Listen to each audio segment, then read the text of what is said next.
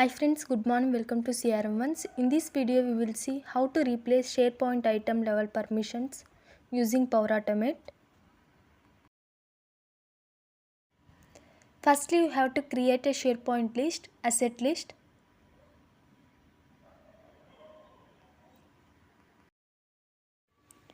Here I am creating a new record. Name is test.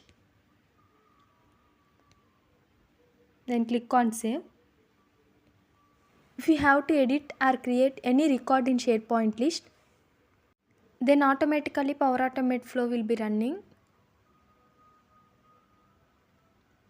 Here replace item SharePoint is my Power Automate flow name.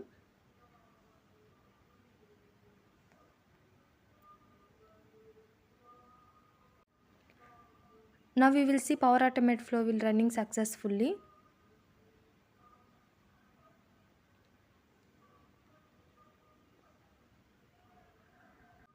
Once the Power Automate flow will be running successfully, we will receive an Outlook mail.